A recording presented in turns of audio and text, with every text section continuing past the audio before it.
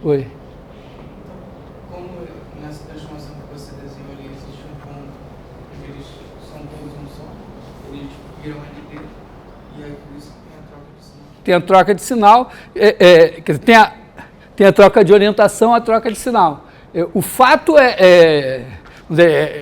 o fato dessa não funcionar não significa que outra não pudesse, né?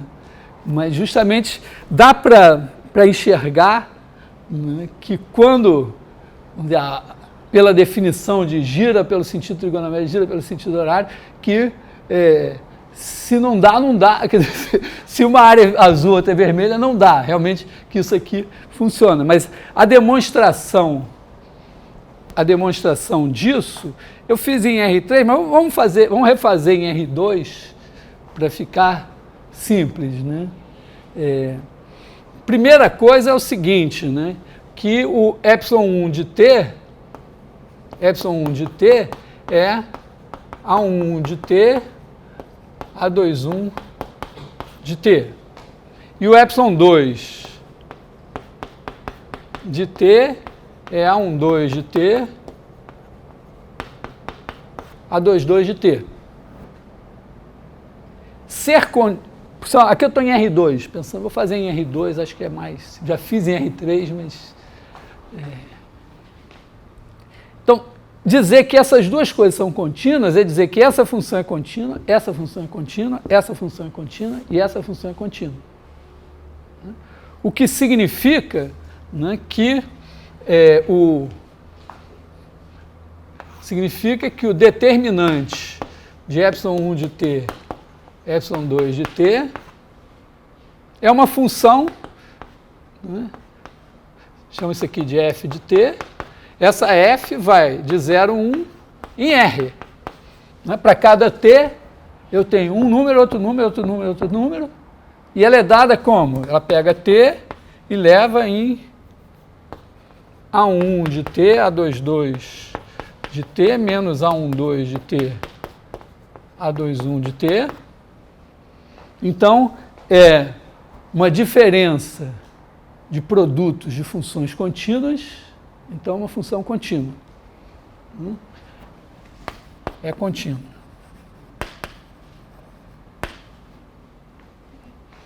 Eu já sei que se o determinante de dois vetores é zero, então eles são linearmente dependentes. Repara, por que eu sei isso? Porque, e mesma coisa para 3, né? Porque eu reparei o seguinte, se eu tiver dois vetores linearmente independentes, eu chamo de alfa o determinante dos dois, e qualquer, né, imagina que determinante de ε1, ε2 igual a alfa. Aí se eu fizer U igual a, chamar assim, x1, ε1 mais y1, ε2, V igual a x2, ε1 mais y2, ε2. Aí o determinante de UV vai ser o quê? Vai ser x1, y2 menos x2, y1, vezes o determinante de ε1, ε2, que é igual a alfa x1, y2 menos x2, y1. Então, se o determinante, se eu pegar dois vetores linearmente independentes, e o determinante deles for zero, o determinante de quaisquer dois vetores será zero. Como o determinante de E1, E2 é 1, então isso não pode acontecer. Então, não só quando os vetores são linearmente dependentes, o determinante é zero, como se o determinante de dois vetores é zero, eles têm que ser linearmente dependentes.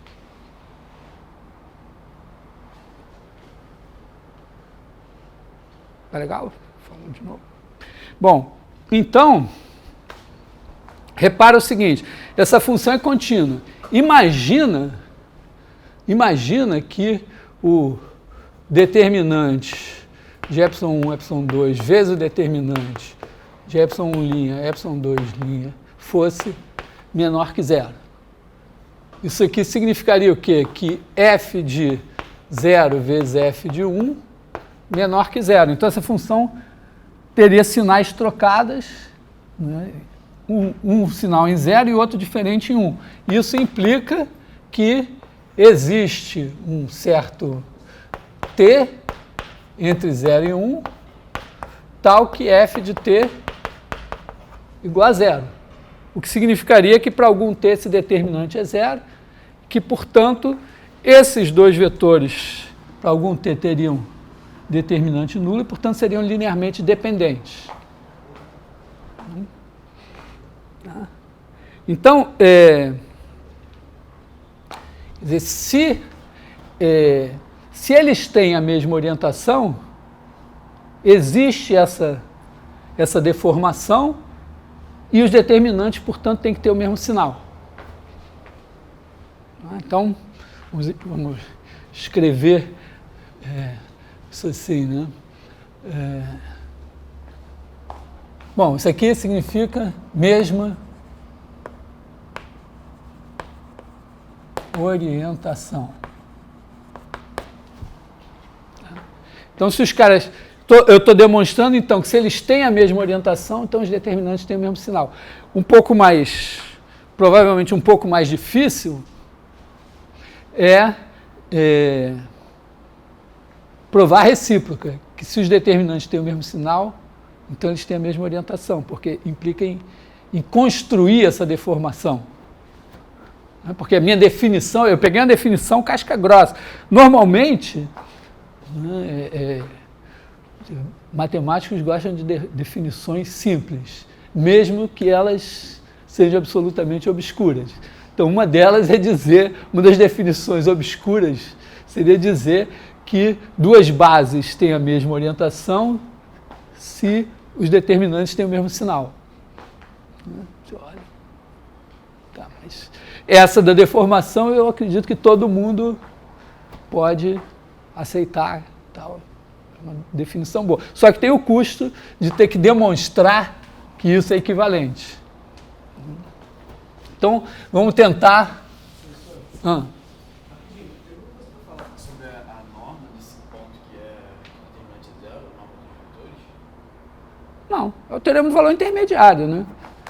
Mas não necessariamente eles vão, Não, pode ser que um se anule.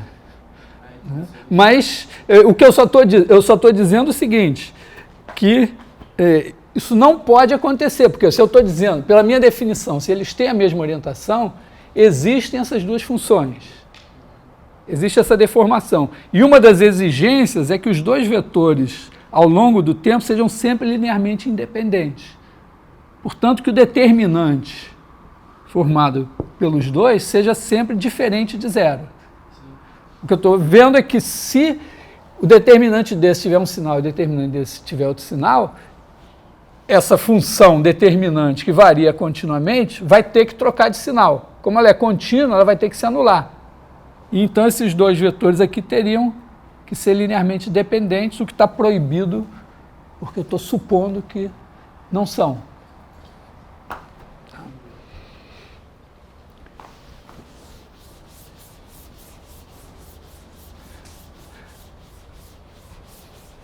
A outra parte da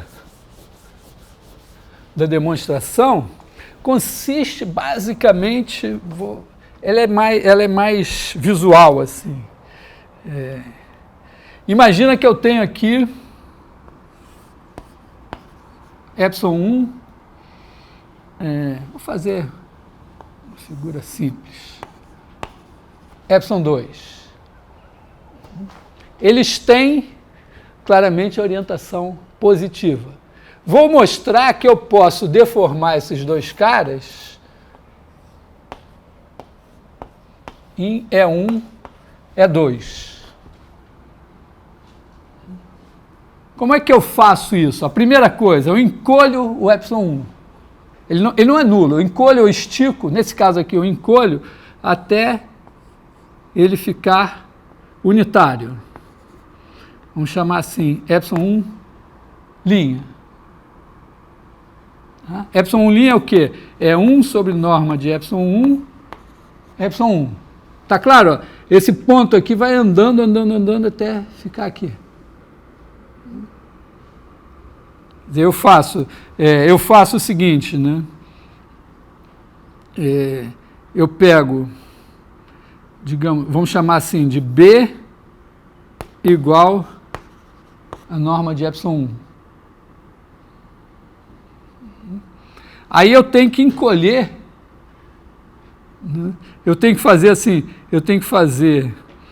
encolher o intervalo, vamos dizer assim, encolher o intervalo 0b até ele virar o intervalo 0,1. Faço uma coisa assim. Só que é basicamente isso. Tá? Então, num certo intervalo de tempo, eu vou fazendo isso aqui. Vocês podem fazer as contas até isso virar esse aqui. Né? Uma maneira, quer dizer, é como se eu andasse desse ponto até esse daqui. Quer dizer, eu faço, digamos assim, eu faço epsilon, chamar assim, alfa de t igual a epsilon 1 mais t epsilon 1' menos epsilon 1. Então, quando t é 0, eu estou aqui, quando t é 1, aliás, isso aqui. Oi? Para você mudar a direção, você não tem que passar pelo ponto 0 para ficar negativo? Não, ele vai andar assim, ó. Mas aí ele vai ficar com a mesma orientação. Mas se ele fosse mudar de orientação, não tem que passar pelo 0 depois. Não, mas ele nunca vai mudar de orientação, porque se o epsilon 1 estiver para cá, o epsilon 1' também estará para cá. Né? Mas se você quiser fazer um epsilon 1' com uma orientação diferente, não tem que passar pelo ponto 0. Não, mas eu não quero. Pode ser que o E1... Vamos repensar a sua pergunta. Vamos pensar de uma outra... Talvez seja isso que você pensou. Vamos pensar assim, ó, imagina que o epsilon 1 está para cá. Aí eu encolho até o epsilon 1' igual a 1 sobre norma de epsilon 1, epsilon 1. Ele está trocado aqui em relação ao E1. Tá bom? Mas tudo bem, deixa ele aqui. Tá? Agora vamos fazer o seguinte. Então, esse cara andou até aqui. Esse daqui, ele vai fazer o seguinte, ó. Ele vai fazer o seguinte movimento. Eu vou fazer a mesma coisa que a gente faz quando faz o processo de ortonormalização, né? Pega esse vetor aqui, que não está nessa linha, né?